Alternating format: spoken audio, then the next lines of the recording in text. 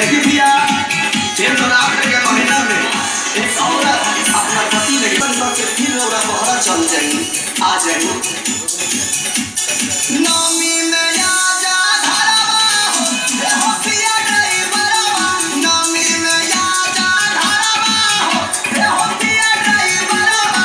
पिया ड्राइवरवा हो, पिया ड्राइवरवा हो, राजा ड्राइवरवा। आजा ना धरवा हो, आजा ना धरवा हो, आजा ना धरवा। पूजा करे जाए को भिनु सरवा हो, हे हो पिया ड्राइवरवा। नवमी में आजा धरवा हो, हे हो पिया ड्राइवरवा। ए राजा, रौरा हमर बात हम मान लीला, बहुत प्यार से कहत है।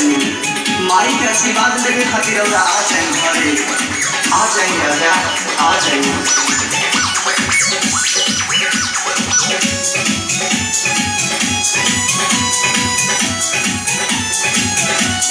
माई से मांगो गोदी में लालनमा, पूरा हो जाई हो हमरो सपनमा।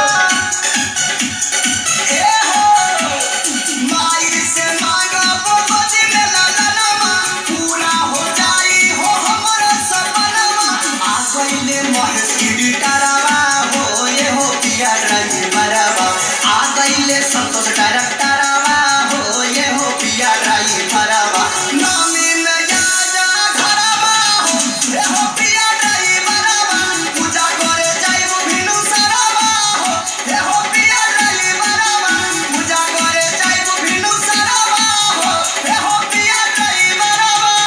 हमारे चंदन जी भी आके धनबाद में स्टूडियो खोल के हर कलाकार से माई के पचरा गवावता।